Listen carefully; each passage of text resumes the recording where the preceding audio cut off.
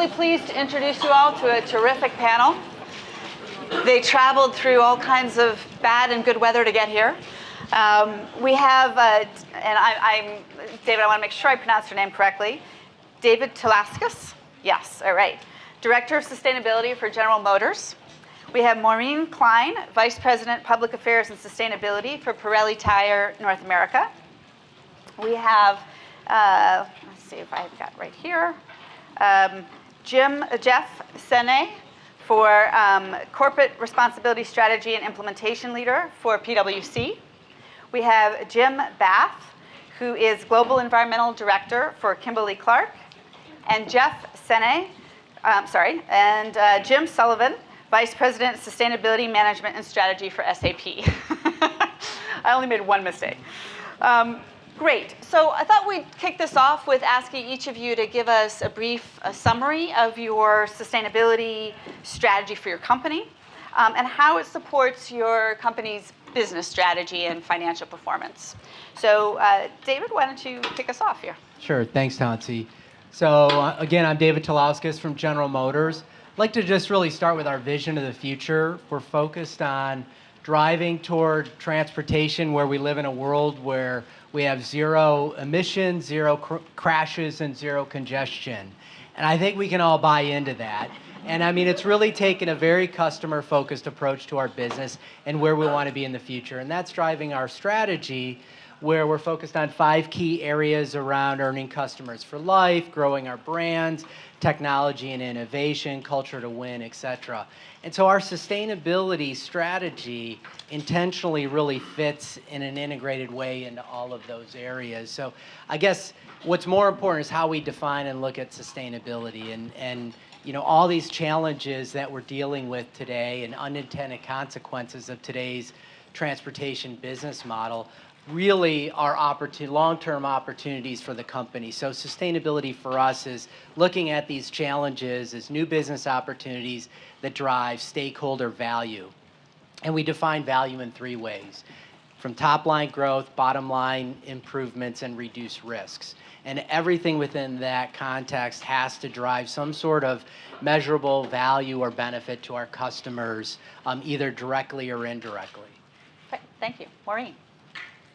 Well, we are in David's supply chain, so it's actually very similar. I would just say, going backwards, historically, a lot of companies had their sustainability programs emerge from environmental compliance or from maybe corporate social responsibility and community work and so on. And ours really kind of was born as an investor-driven program. And so we've always really focused on transparency, disclosure, reporting, collecting as many metrics as possible, and then the reporting itself drives the sustainability program back through the company, and the idea is to always integrate with operational, but there is a bit of a short-term, long-term issue that I'm sure we'll talk about. Right. Thank you. Thank you.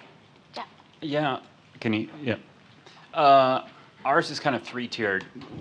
We no longer call ourselves the corporate responsibility team, but the responsible business leadership team. And the reason we did that is we now have kind of 3 layers. One is philanthropy, one is corporate responsibility, and the other is the kind of highest level of that is purpose-led business. Because there are parts of this that we will not monetize and will not return a financial benefit to the firm directly, or we're not interested in measuring that, and that we feel we have to do that anyway. And that's largely in this philanthropy. We have larger operations in Puerto Rico, in Houston, in Florida, all of which experienced, you know, catastrophic damages over the last year, and we made quite sizable investments. We don't go into those conversations asking for an ROI. Then we have our corporate responsibility efforts, which largely focus on our staff members. As a human capital firm, that is the most material aspect of our business. And again, those are driven with specific intended business benefits, and they have important components in that discussion, but they're not really about the next level, which is how a purpose-led business. Our purpose is to build trust in society and solve important problems.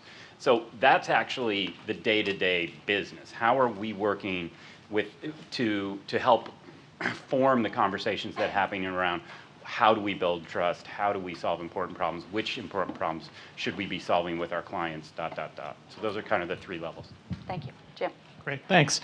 So Kimberly Clark, I just want to share a little bit about our vision.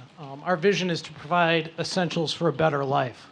And you may not know us as a company, but our products and brands, I can't imagine any that are more essential. Things like Kleenex, Kotex, Huggies diapers, Cottonelle toilet tissue. So some very essential products, right? And I can't imagine anything else more essential, though, than providing a healthy and sustainable planet. Kimberly Clark is nearing 150 years old. And if we want to have another 150 successful years, sustainability is really core to our business strategy. And we really deliver that strategy through 5 key pillars. The first is about positive social impact, looking to address the needs of 25 million people in need, whether that's access to sanitation or empowering women and girls. It's a key part of our strategy and actually matches very well with some of our brands. The next area is in forestry and really looking to reduce our reliance on fiber from natural forests by 50%. And continuing to really drive our use of environmentally preferred fibers. And for us, that means FSC certified fiber, recycled fiber, or some other alternative sustainable fiber types. That third pillar really focuses around this zero waste mindset. And for years, we've been driving towards eliminating manufacturing waste from going to the landfill, and we've had great success there. But now it's really about taking responsibility for the waste caused by the products that we make after the consumer uses it. So it's really starting to focus on that post-consumer waste area. The fourth pillar is really around our greenhouse gas initiatives, really looking to make a 20% absolute reduction, science-based goal, doing that by 2020, and continuing to drive that as we look at energy conservation, alternative energy, and other green energy initiatives. And then finally, I think the last one, and maybe almost most important, is really leveraging and amplifying our values through our supply chain. So really working with our suppliers to deliver and improve environmental compliance, social compliance, addressing material issues like water scarcity. So that's really how we bring our sustainability strategy to life. Thank you. Jim. Hi, I'm Jim Sullivan, and I am a purpose-based employee. This is the support group, right? Absolutely. Just double checking. I am not a millennial, as you might be able to tell, but I happen to be at SAP for a personal purpose. I grew up in upstate New York. Loved outdoor activities, like Placid was the site of the 1980 Olympic Games, so I've been a skier, a hockey player, and very early in my career came to my attention that climate change was a fairly large issue that we needed to begin to take care of. So throughout that career, I've been on the legal side. I've been at US CPA, and it's great being on stage with David. I think you were one of the first companies to come out with a voluntary climate partnership goal way back in the late 90s, early 2000s. But it also is an issue, as Barry had mentioned, that affects a lot of people. I ski over in Europe. I work with a guide over there, Patrick, that has a 10 or 20-year history of his work environment, the glaciers, and how things are changing over time and how it affects him, his family, the people there. So I think the thing to realize about this is ROI is important, but it's about personal stories and what humans are doing within companies on the topic as well. So SAP's purpose is to help the world run better and improve people's lives. And if you got on a plane to get here today, if you plug in your iPhone to get a charge, if you download a song from iTunes, we've likely had something to do with that transaction. So we have a pretty big ability to make the world a better place, and I'm excited to be here. Great, thank you. I think what's interesting about this panel, not only that everybody is purpose-led, but also that sustainability and purpose is core to what the company is doing as opposed to off the side, which is, I think, still where we have a lot of companies, is this is something that we do when we can. It's not seen as core to our business strategy. So really interesting to hear from all of you about that. Jim, let me jump to you and ask you, you're a member of the Driving Sustainable Decisions group, which has developed a framework for assessing the ROI on sustainability investments. Can you talk to us a bit about how you use that at Kimberly Clark? And I think you have a couple of examples that would be interesting for the group. Yeah, so a couple of examples I want to share. Been involved with the Driving Sustainable Decisions group, recently rebranded ourselves from the Monetization Working Group. So, in doing that, we were really looking to up our game and understanding as we brought sustainability programs forward, how we were really not only delivering on the environmental, social, but the economic value. So a couple of examples. One I want to share, it's about a really, I think, narrow and deep situation where we use the tools around water security, and a little bit broader example where we've used that tool and that thinking to help really expand our business through a near circular economy solution and what value that brought. So let me go narrow but deep first. At a facility in Colombia, we wanted to work on reducing the mill's water usage. We recognized that there was some water security risk in that region. So we started like good engineers and started calculating what the cost saving was associated with using less water. You pump it, treat it, use it, pump it, treat it, discharge. And it just wasn't doing it. We weren't able to justify the investment that we wanted to make. So using these tools, it really broadened our horizons, and working with the mill and the business team to think about, we're really at risk for business disruption. How do we quantify that future risk impact? There's growing social awareness around the use of water in this watershed. What is that reputational risk that we're starting to accumulate, and how do we quantify that? So we continued on with that, and that tool, that systematic thinking, really helped us broaden that. So the different result, it really did, we were ultimately able to justify our capital investment, which was good. But I think even better or more impactful was it helped us recognize that we needed to work within the watershed.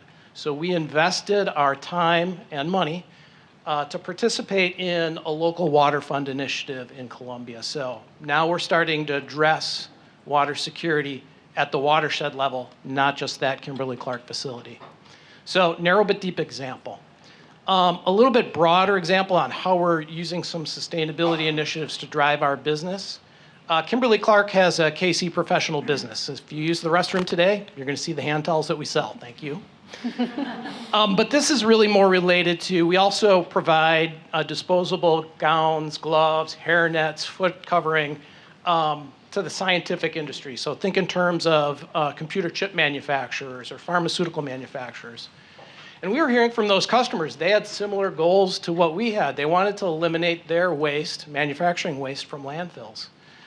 So trying to meet our customers' needs, we developed a near circular solution. We gathered those materials back after they were used, shipped them to a Kimberly Clark location, consolidated those, and sent them to a recycler, and they're made into other consumer products right now. So we did that pilot phase, and we were pretty excited about it, but now we needed to invest and expand and drive that into other areas of our business. So using these monetization tools, we were able to quantify the additional net sales, and that's typically where our innovation programs stop. But we were also able to recognize that we're doing a better job of retaining customers. There's a lot of churn in this business. We're getting some pretty good earned media, some positive stories that reflected on us, and we wanted to quantify the impact of that as well. And we believed it also helped with employee retention and so on. We even got down to the point in this monetization effort that we realized that, boy, the sales process is moving a little quicker. We're not having to make repeated calls to complete a sale. Now, we haven't monetized that because it really did point out to the business team they had some pretty poor sales metrics. So it also, I think, enlightened their sales team that they could find some more value there as well. So that allowed us to expand the program here to the industrial sector in the US, and we're looking to expand that as well in other parts of the world. So narrow and deep example utilizing these tools, and a broader example on sustainability driving net sales. Thanks. Jeff, I know you've done quite a bit of work looking at talent enhancement and retention related to purpose and trust building and the types of activities. I wonder if you could talk to us about that a bit.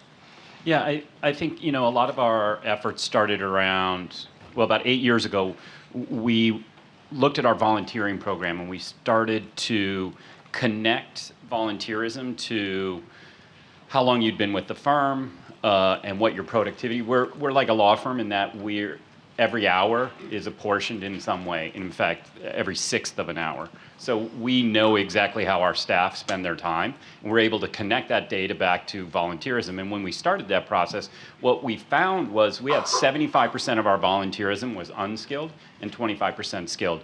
And we were driving the exact wrong outcome, both societally and for the company. And so we reversed that, and now we have about 75% skills-based volunteerism. It draws learning and development outcomes. It drives a better sense of mastery of whatever the staff member is doing in the society, and builds their sense of ego and impact. And this all comes back to this often quoted stat from Gallup: $350 billion in business across the United States is lost every year to disengaged employees. 51% of employees are disengaged. Now, I caution people when they use that stat because everyone in this room is disengaged at some point. If your boss just, yelled at you, you're pretty disengaged the rest of the day. But the question is more long term. Is this, how do you feel about your job over time? And it's also definitional, because when you talk about that Gallup number, that's a human capital number. That's how HR professionals think about it. And what they're really talking about is willingness to apply discretionary effort towards meeting the company's goals. And that's not really a CR metric. So the first thing we had to do was kind of bridge that gap. And what we did was I don't know if anybody's seen the TED Talk by Nigel March. It's worth watching. He talks about work-life balance, and he says, far too many of us are living these quiet lives of desolation and depression, trying to make money that we don't need to buy things that we don't want to impress people that we don't like. And he said, Jeans Friday doesn't really solve for that. And I think that's what we had to look at in our CR programs. Were we really solving for what we wanted to? And that started by saying, what impact are we trying to drive, both societally and for the business? And that really got us on the path to really monetize, especially our human capital investments. And what we found was, by switching from unskilled to skills-based volunteerism, we're now driving about $160 million a year in terms of business benefit, in terms of attraction and retention of the best and brightest, which is what we survive and thrive on. Okay, thank you. Jim, at SAP, you've designed or developed 4 different buckets around which you assess the ROI on ESG factors. I wonder if you could share with us a bit what you've learned in the process. Sure. I think the appropriate caveat is we're on a journey like everybody else in the room, and we're on about year 6 of integrated reporting now. It just came out 2 days ago, so I'd encourage folks to go take a look at it. The right numbers are up, the wrong numbers are down, so it's things are heading in the right direction. But we have the same 2 key metrics I think everybody in the room does. Revenue, on one hand, how much money do we make, and profitability, how efficiently do we make money. And those are kind of the rear view mirror looking metrics. What did we do last quarter? What did we do last year? We also have 2 forward looking metrics, which is basically a customer net promoter score, taking a look at how often our customers are willing to reference and recommend us, and then employee engagement internally. So those 2 metrics are really looking at how innovative do we think we're going to be in the future. Going forward. And then where I think, again, it's not rocket science, but I think we've done a very good job, is connecting between our material, environment, and social issues. So as Jeff said, employee engagement or business health culture index, to those 4 KPIs by which we steer and manage the company, and came up with some pretty, probably not surprising numbers as software is a people-based company, but it's about 60 million euro for profitability for each 1% in employee retention up or down. The cost to retrain people, to hire people, to get them up to speed. It's about 90 million euro to profitability for every 1% in business health culture directly related to our profitability. So again, the engaged employee and how effective people are at work.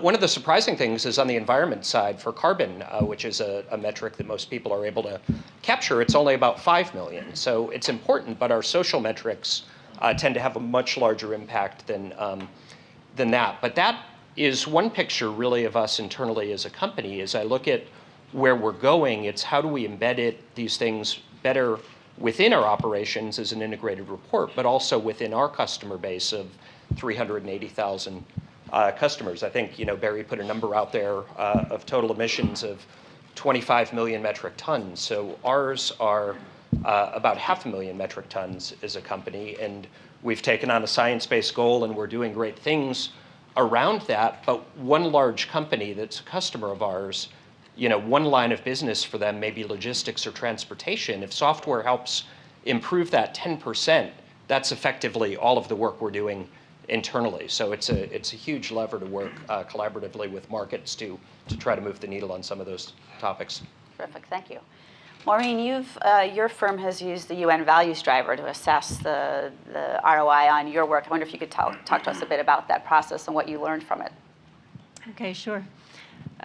So that is what we've all been saying, and I think what we all do, which is talk about new revenue from sustainability, talk about cost cutting from sustainability, cost savings from sustainability, and then risk avoidance, which is the hardest to quantify, as we've already heard. So we have, I guess it's just, this is the way we frame everything, all of our conversations. And I mentioned before that we've been really investor focused. So we started at, Pirelli is headquartered in Italy, and we started out years ago really reaching out to SRI investors in Europe, and also targeting, just in a more general way, our investor relations wanted to target international institutional investors for, in order to, broaden our shareholder base and lower volatility.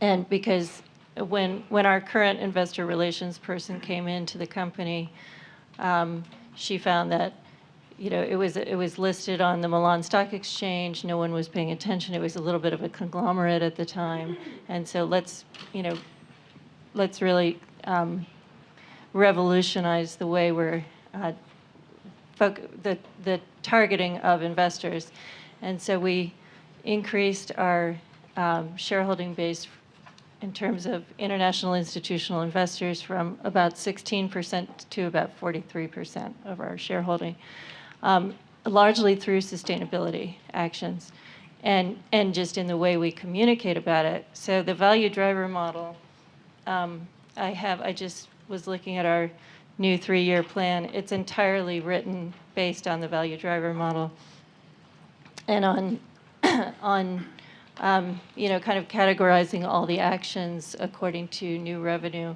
which by the way, in our case, people don't think of tires as a sustainable industry, but if you think about what the car makers want from us, it is fuel efficiency right now, all over the world, because they have goals to meet and they want the tires to help contribute to that. So that translates into lowering the rolling resistance, and so that's our main R&D focus. So when we talk about new revenue, we call it green performance tires, meaning that they're high performance, but they're also environmentally friendly more and more. We talk about the changes in materials. We're getting rid of fossil fuel-based materials and introducing more sustainable materials. And then we talk about the obvious cost savings from energy, CO2 emissions, waste, those kinds of things, but also, again, some of these materials and some, so the new revenue, the cost savings, and then we focus a lot on risk management, which is in our company in the same department as the sustainability. So it's combined sustainability and risk management. We do a lot of supplier audits, and I could go through the list, but I loved your spreadsheets at the beginning, and that was inspiring me to take all this work that all these line items that we have, and just put it up like that, because I think that's what we're here for, clearly. It's great for thank you. finance-based school to hear that spreadsheets are inspiring. Yay! Thanks, Maureen.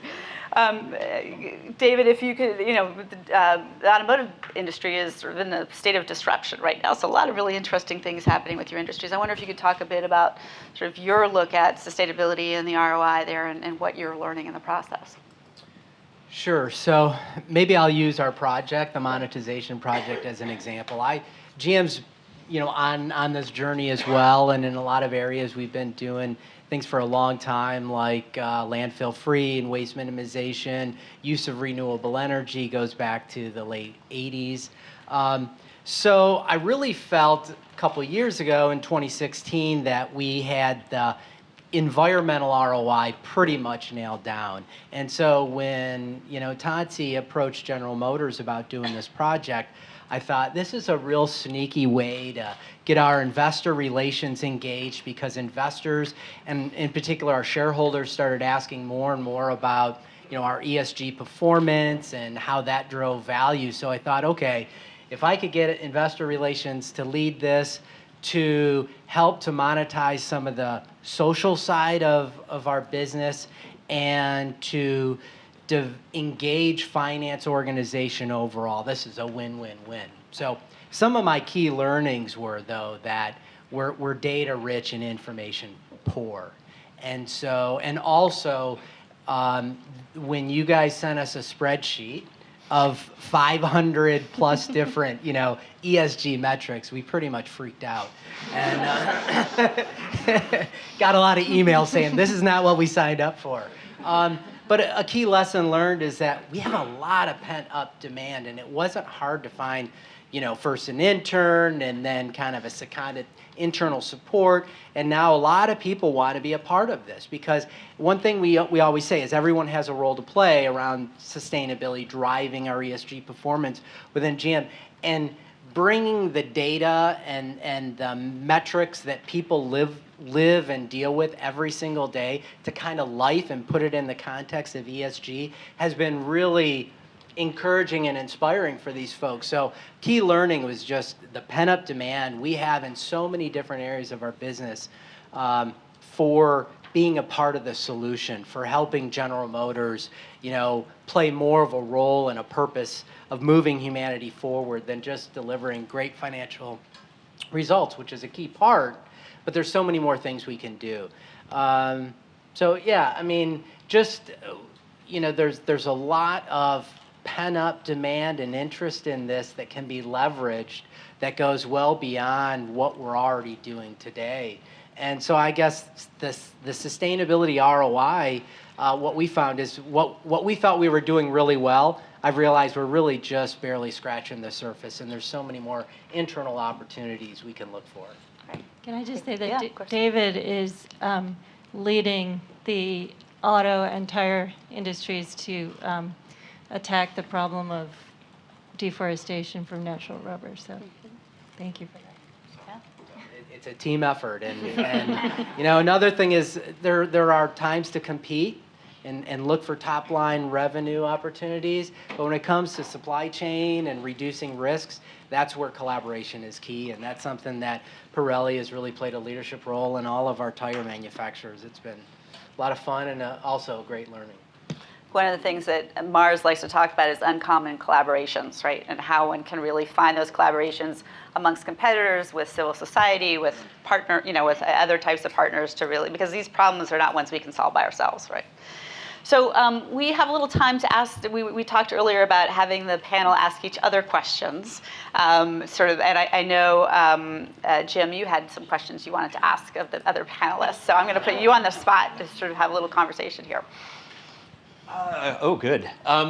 No, I think there's a lot of really smart people up here doing a lot of really good projects. So I didn't have a specific question in mind, but after hearing what I heard, I think there's three main themes that are jumping out to me. One is on transparency of data and the ability to get data. Another one is on collaboration and uncommon collaborations. And a third one I heard, maybe a little more muted, but is scale, is we're all trying to do a lot of different projects, but what's the key that's going to make something actually scale up and make a difference? So I guess those would be the themes. Let me Yeah, and I would actually add open a up. fourth one that I think I heard people talk about as well, is investor relations and the corporate finance function, and how to better engage with those groups and engage with investors as well. But yeah, what are people's thoughts? Yeah. Could I react to that? And using the sustainable natural rubber as an example, when, for one, it's a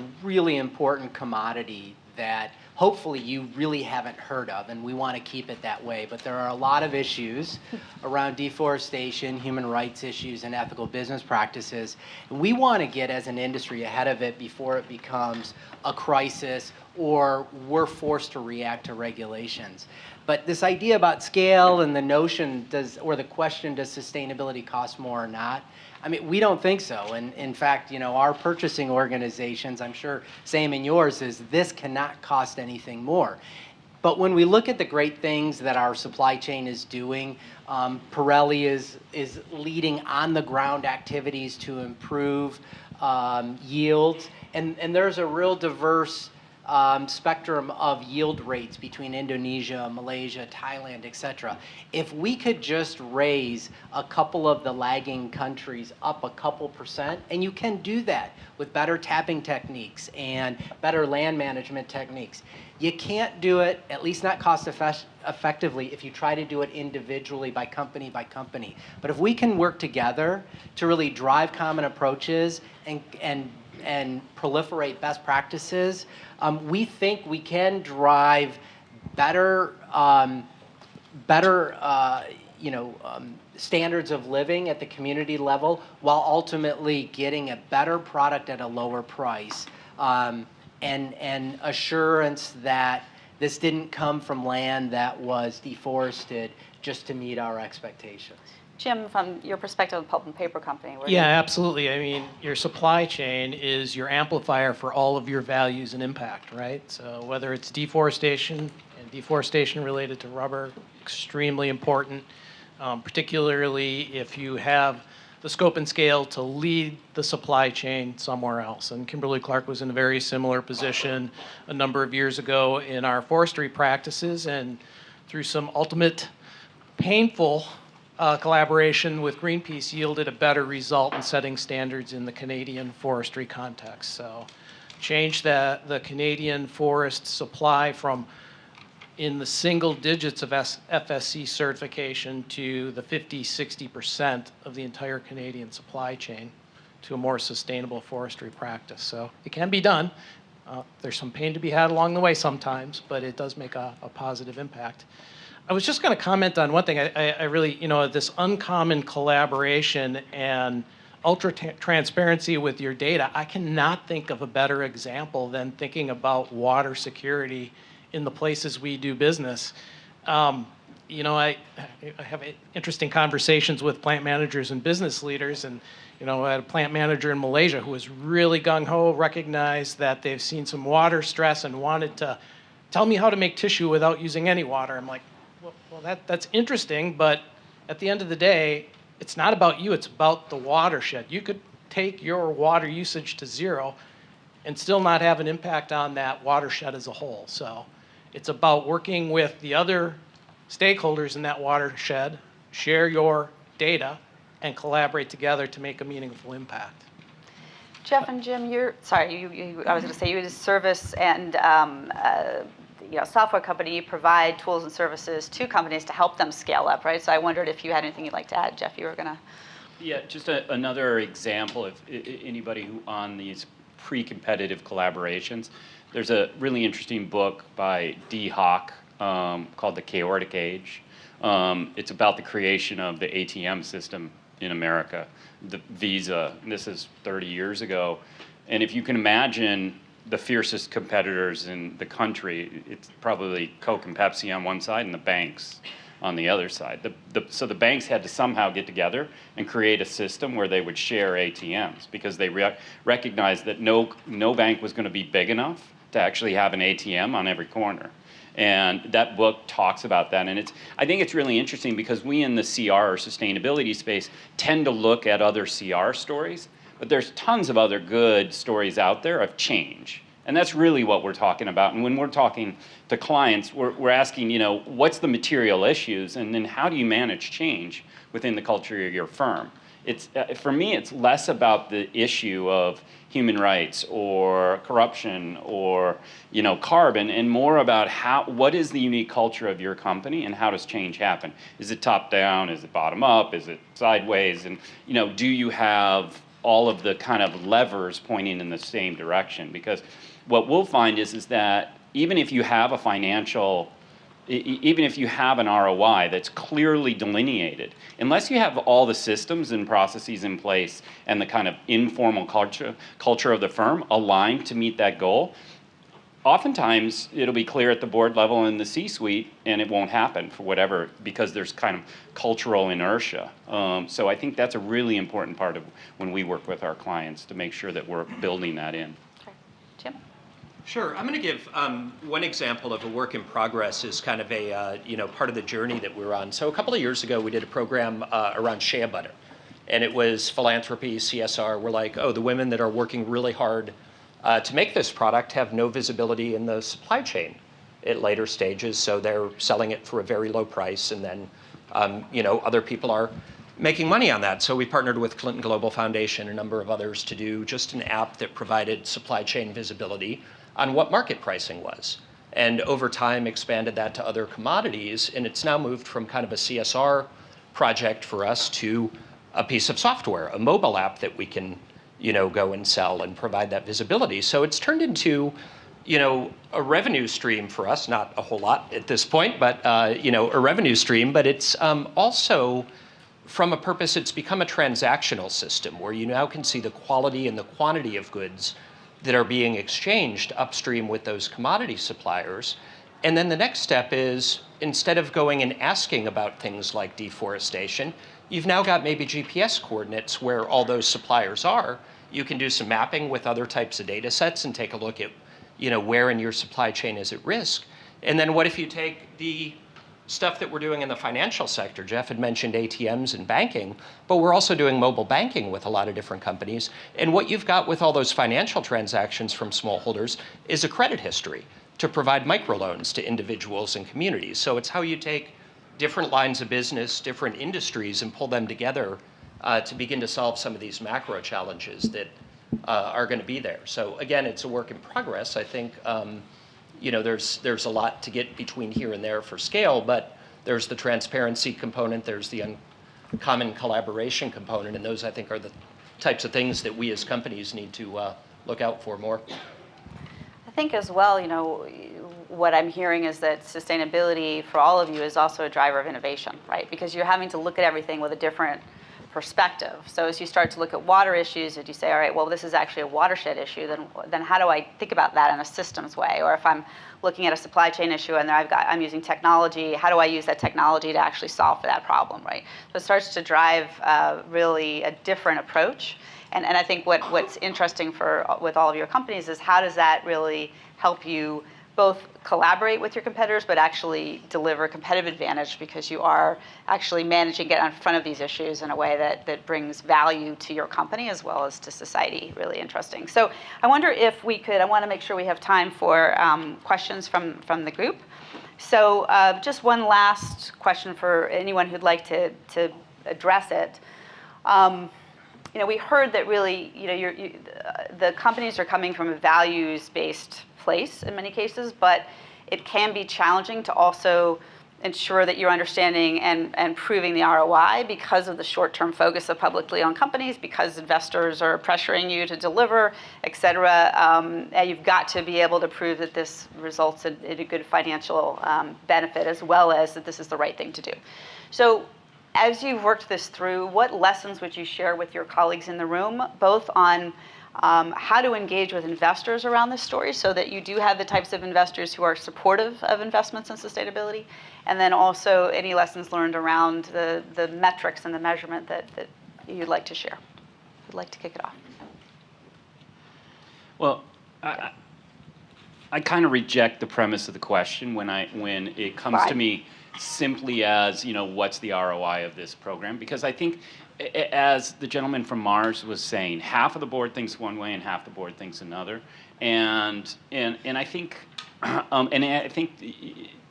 he didn't even say that. He said they would go along, but they wanted to know the ROI. So I think there is an instinct. We have a $320 million commitment to youth education. There was never an ROI discussion around it. It didn't happen. Simply because we'd made a $160 million commitment the 5 years before. It had worked. We'd seen some of the benefits in innovation, attraction, retention, in improvement in productivity, and our kind of employee happiness score, for lack of a better term. And I think that's true in a lot of the firms. One of the things that's really interesting is that your C-suite is oftentimes going to be having a conversation among itself. And think of CR in some ways as marketing. We know that half of all marketing works. We just don't know which half. Every company in the room would want to slash their marketing budget by half if they could. They just wouldn't know which parts to do. And I think that's, it's a simplification, but I think that there is an instinct within most of these companies, or many of these companies, to kind of find that path. And we rarely find that we're being challenged on causal versus, correlative on most of the conversations that we have. Which is helpful to hear. I just push back a little bit and say I can't tell you how many conversations I've had with sustainability folks saying I can't get the money to do what I know needs to be done over and over and over again. So I hear your case, but I also just say I've heard the exact opposite. So yes? I think it depends. I mean, no one argues that, within General Motors that we spend over $7 billion on R&D.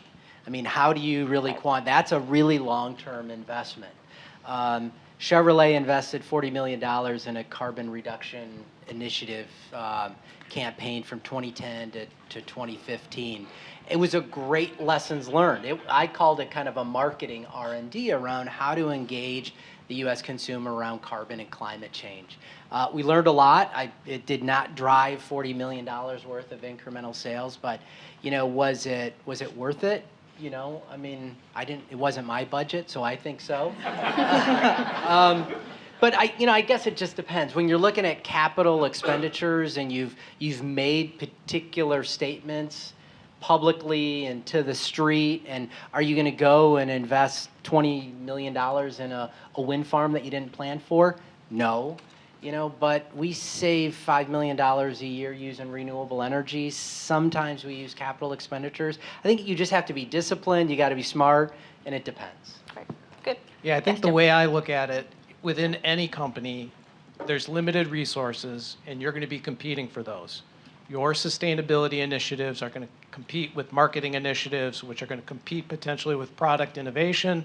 Sometimes they all come together, and that's great, but I always tell my sustainability professionals, be prepared, because I know that marketing guy is going to be able to come and talk about the economic impact. I know that the folks over in R&D are going to come and talk about the economic impact of their product innovation. You better be prepared to play their game and be able to talk about economic impact, about social impact, about environmental impact. And that's how you win, because you have the capability to talk on all three legs of the stool, not just one or two. So that's why I've got a real driver there. Thanks. I'm going to open it up to questions now. Yes, please.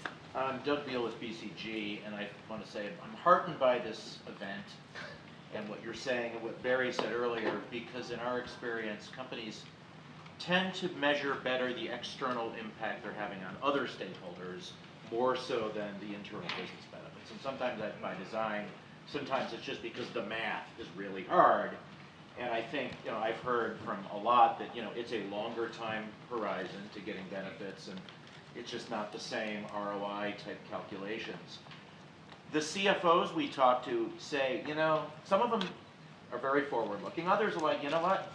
If I can't tell my shareholders that it's going to impact me in 9 months or a year, you know, it's going to be a difficult conversation. I mean, do you have the same, I mean, Mars, because it's privately owned, they don't have to worry about this much. Most of you or all of you are public companies.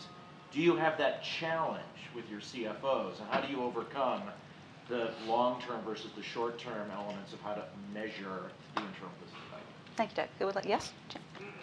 I'm fortunate enough to work for a company where my CFO could probably give a better sustainability speech than I can. So, you know, part of that may be European. Part of that is that he's finding real financial value from it. We've also doubled our share of SRI investors over the past few years, primarily due to purpose and sustainability strategy. And we'd like to think, you know, of the transparent reporting within the integrated report. But I think taking a step back from it on the short term versus long term, there are megatrends in the world today that are ongoing. I think, you know, one of my friends a couple of chairs down has done a great job documenting and putting out a lot of reports on that, and they're not really going away.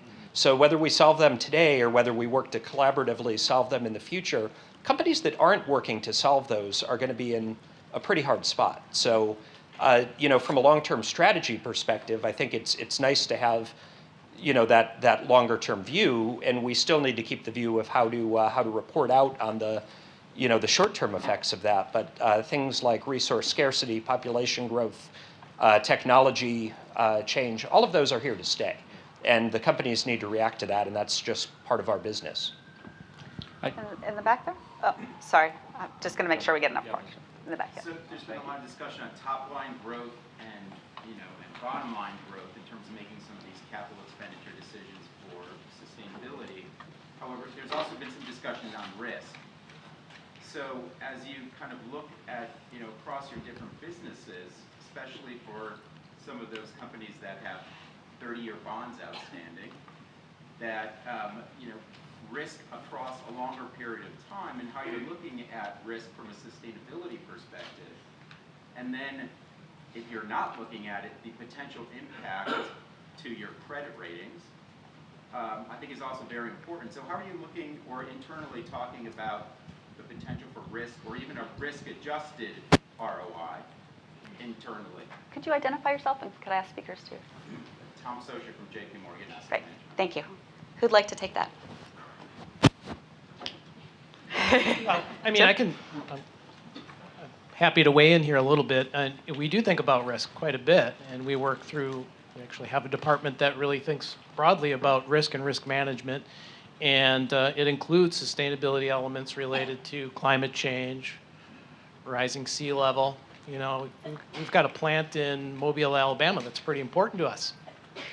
We're kind of concerned about rising sea level. And what does that mean as we think about the infrastructure of the facility, and how do we, as we make investments moving forward, how do we harden that infrastructure to withstand that? Or a supply chain that relies on the growth of trees, and how does climate change impact that?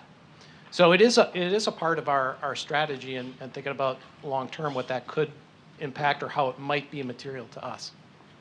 Lee? Yeah, I would just add for credit worthiness, you know, Moody's is now integrating climate risks into their calculations, and while it doesn't yet impact the automotive industry, they have started with the automotive industry, and they've assessed us for climate risks and will at some point in the near future integrate that into our credit worthiness. So one thing to consider. Lee? So I'll summarize what this gentleman asked and what that gentleman asked. Why not just reporting in SASB for him and for the TCFD for him? They are trying to achieve material issues in reporting.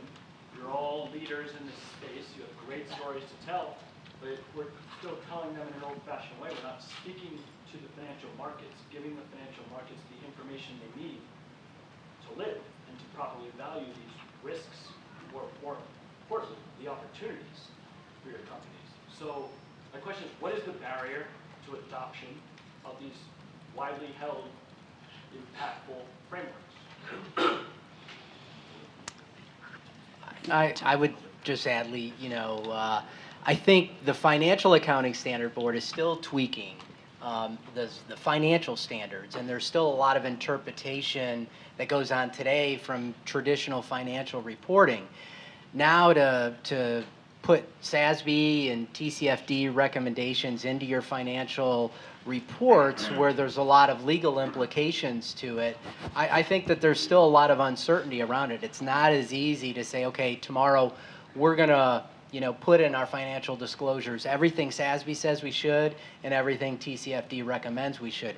We think that we disclose pretty well to all SASB key performance indicators for the automotive industry as well as TCFD, but not just in our financial reports yet. But we're very active in the discussions, and I do see that as the time is coming, and we're going to incrementally get there. Isn't the risk that Moody's is going to value you based on information that they get out in the marketplace rather than the information that you provide them in an audited, traditional way of disclosing? Say that again, I'm sorry. If Moody's is going to come up with their own valuation, wouldn't it be better for you to give them the information? We do. We're a part of that engagement with them. How close is that? Go ahead, Maureen. One of the things we're doing in the Tire Trade Association in Washington is trying to get ahead of KPIs and seeing, exactly what you're saying. So working on, what KPIs make sense for the tire industry, and then so that we can go back to all these organizations as opposed to each time saying, well, you didn't quite get this one right, and this is how and that's fine. The engagement is fine too. But I think that's a project really for every industry to take on, actually. Yes, sir. Yep. Hi, this is Diana Glassman, and I'm in the nitty-gritty camp that you need to report financial metrics, and specifically, even more specifically, impact on cash. And to calculate cash, you have to understand the impact on earnings and so on. So my question is for the two Jims and Jeff, because you were the two. Some of you mentioned specific financial numbers, and with regard to the top line, you talked about Net Promoter Score. I'm wondering first if you could give one level of detail down about what was the methodology that you used to establish causal, credible, forward-looking metrics that senior management existed, and similarly on the other side, on the internal side, on the employee engagement side. So starting Jim Sullivan, do you want to take that? Sure, I'll dive in. Here's another ad. Go check out our integrated report. It's detailed. No, it's a great question. I think on the causal side, step one to go a level deeper is actually just drawing out the cause boxes of where it goes to. Employee retention, step one, you need to go and find new employees. Step two, you need to train those new employees.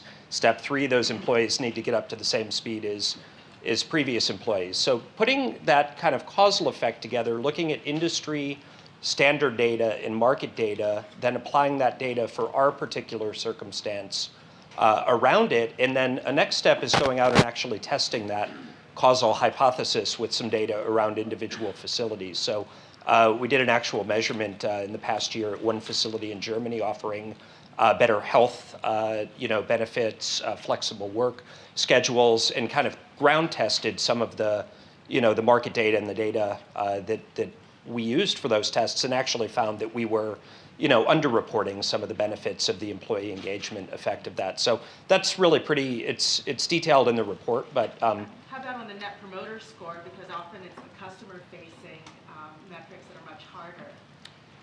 And Barry Parker on the Mars side of it, what could you tell him? Because he is having trouble demonstrating customer-facing benefits. I mean, how do you do that?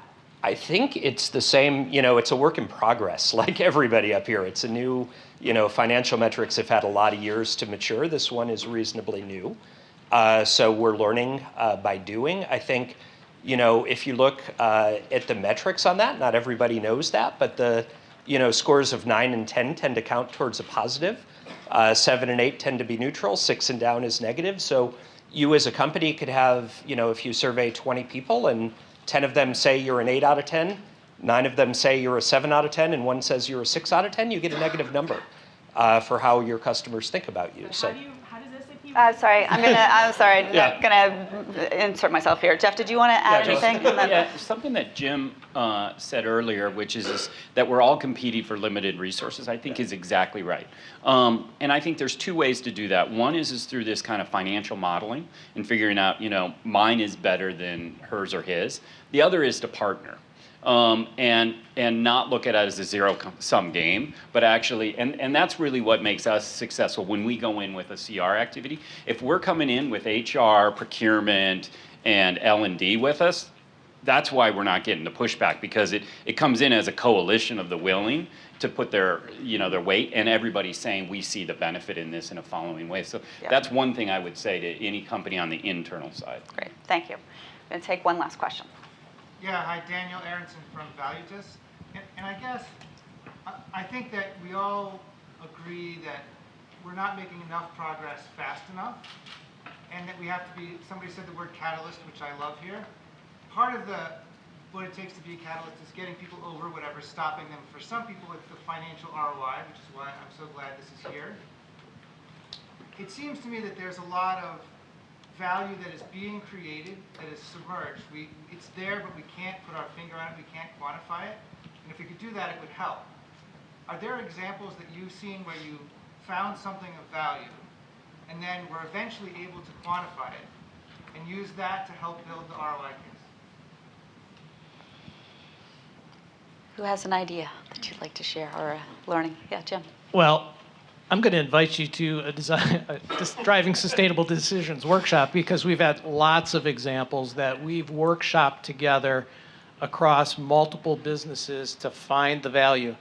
And I'm going to tell a very brief story about the FEMSA Foundation. And they were looking at acquiring a new piece of artwork through their foundation. And they bravely stood up and said they were going to monetize the benefit of spending 40 million pesos on this piece of artwork. And they did it. It's the way they use their foundation art collection to help reduce the friction in the permitting process in Mexico. So, I'll give them kudos for being able to do that, but they were able to demonstrate to the business that there was value in acquiring this piece of artwork. So if they can do it around a piece of artwork, I'm a true believer that if it's important to you and it provides a benefit, it's up to you to find a way to quantify it. Great. One thing that I'll jump in, and I think my brother's a Wall Street trader, and he and I talk about this a lot. And to Lee's point, like how do you report in a consistent way? The other thing that when he and I talk about it, and he'll relent on this point, which is the financial analysts do this all the time. Amazon is worth more than General Motors. If that's not based on some future, modeling on what it's going to be, then come on, like SpaceX. Like, we have big companies now that are based on a concept of innovation that have not returned the ROI that would actually demonstrate their market cap. So this is happening at a big level somehow, and not just about what we're talking about in the sustainability space. That's right.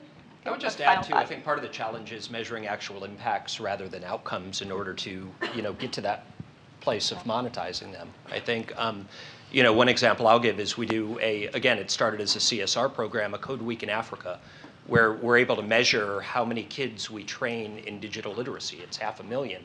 But the ultimate metric there isn't education for us as a company, it's net new quality jobs as we expand into Africa and are looking for employees in those new markets. So we really need to be tracking jobs created and then reduction in poverty, based on those well-paying jobs in order to get to the ultimate metric. And some of that, we're beginning to track now, but there's just not a history necessarily of tracking those impact metrics. So I think it'll be a work in progress to get there, but we're working on it.